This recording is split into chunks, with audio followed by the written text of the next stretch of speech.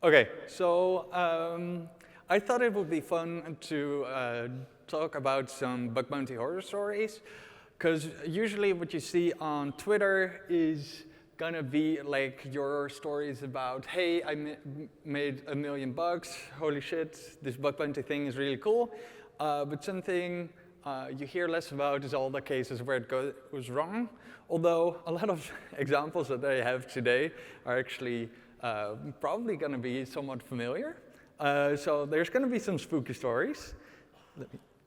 And it doesn't work. OK, so this is the first one. It's a nice old one. This is not the way you do a bug report. So this is the Parity wallet. Someone was able to take over ownership and delete the contract, self-destructed. And they actually did so on mainnet and then reported the bug through a GitHub issue. I forget how many millions were locked because of this, but yeah, it's kind of scary if you wake up, see a GitHub issue, hey, I accidentally bricked your system. For the rest of the stories, I'm gonna try to not call anybody out for multiple reasons. In some cases, like it's hard to know the full story. And also, like, some of the ones are probably in the room, so, you know, not to make it too spicy. Everything should kind of be prefixed with this BACB. Bug bounties are great, but, you know, things happen. Let's go to the next one. Oh. OK. So this one happened not too long ago. It's kind of buggy. Let me just move here. This one happened not too long ago. A kind of large exchange, Kraken, you might know it. There's a security company that found a bug, and to test the bug, they stole, I think, more than $3 million and reported it only a couple days, weeks after. I'm not sure about the details there, but yeah, that's got to be scary too, because as a exchange operator, suddenly a bunch of money is gone, and you don't know if it's like real hackers or not. So this is kind of like a lessons learned for white hats. Maybe don't just steal money, and maybe you should report the bug first. Another horror story. This is around a year ago. Protocol was hacked, 55 million was gone. It's actually in November, if anybody can guess which one it was. No? OK, it was Kyberswap. And this is one of the most hilarious, like, white hat negotiations, in my opinion, because the guy had, well, first was like, OK, I'm tired, my demands will come tomorrow, so I hope you slept well. And then the day after, they got these demands, and he basically wanted the whole company. I don't believe they complied, but yeah. So I'm not sure if there's a lessons learned here, but yeah, I thought it was a fun horror story, because that's kind of crazy. Like, you get hacked, the hacker responds. Sometimes these negotiations actually work, but then, yeah, you get this demand. This is actually a super interesting story, I think. It's a story I think happened 1.5 years ago. Someone found a bug in that was out of scope for a major protocol that's operated by a DAO. And their bug bounty, I believe, was managed by like this separate company. Because it was out of scope, they weren't able to like spend too much money on this bounty. So they agreed with the white hat that the white hat would suggest like an extra payout on the DAO's forum when it was proposed to pay out the base bounty. Now, this didn't go too well.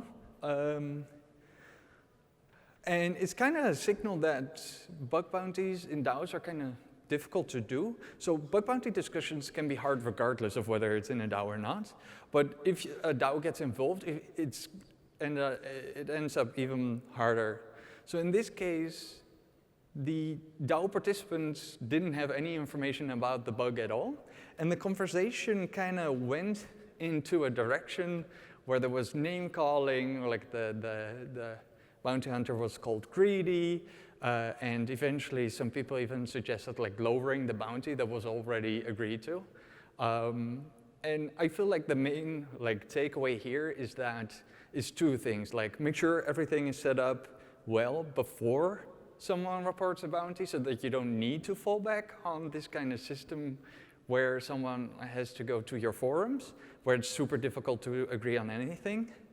And the second thing is communicating with white hats is a PR problem. Like you need to be aware of your image around this because, yeah, derailing discussions on a public forum, it doesn't look good.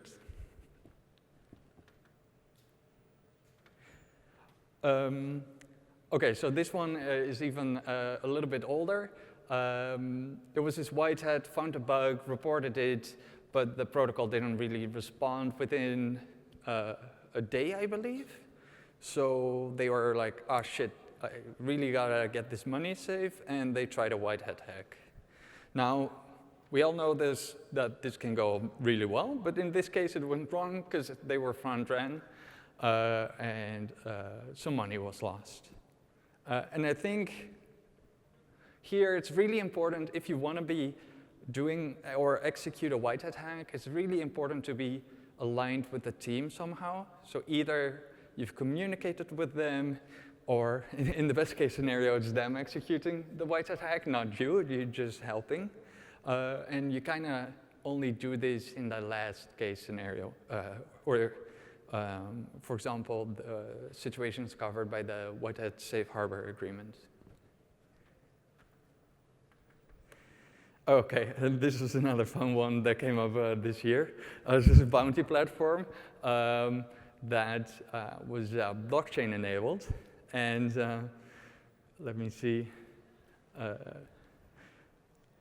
They put the titles of vulnerability reports and their severity on chain, which is not great because that kind of reveals a lot of information about vulnerabilities in systems that have a lot of impact. Lesson learned, don't do this. Beyond these, I wanted to point out that there's a lot of untold stories for both sides of the equations, for bounty hunters and projects. So what bounty hunters encounter a lot of the time is unnecessary delays, because protocols might not care too much about paying out when they already fixed the bug. You also have the fix and ghost, happens a lot. Fortunately, platforms like Immunify can take action like kicking people off a platform, but yeah, it doesn't always work. My favorite one, this happened to me once, is the security budget was tight, so they didn't have money to pay out the bug bounty. Great reason. This is an example, just I picked it from Twitter, from a couple, like last week, where someone reported a bounty, and then like a week after you go in, hey guys, have you had the time to look at this? And then, okay, we had time to look at it, and then it just takes long, a lot of the time. Conversely, there's also lots of problems for protocols that you're probably not aware of. There's like this fire hose of people that just want to make money by doing little work. So there's this thing called bug bounties. It's kind of insane. People just report seemingly random things. Hey, you're not following the best practice, and then saying, can I please have the money? And as a protocol, like you have to deal with this, and it's such a time sink. And of course, like the LLM revolution, people, and the problem here is LLMs can make really good sounding reports that are actually bogus in the end. So there's a lot of time drain from the project perspective, and unfortunately, in the communications between legitimate bounty hunters and projects, it can sometimes lead to some friction because the protocols can be so used to grifters that they kind of go into the conversation in a semi-adversarial manner, or expecting the white hat to be somewhat adversarial. And this is kind of unfortunate. Of course, like, people get banned if they do back bounties or if they use LLMs, but it's also something to be aware of. Like, it's good to know from both sides that everybody's kind of used to people doing things and making the process that much harder, that we can all, like, maybe be nice to each other. Anyways, I kind of like bug bounties still, even though all these things happen. So I wanted to end with the statement that bug bounties are great. That's it for me. Is the next person? Okay. Let me quickly see. Oh, thank you.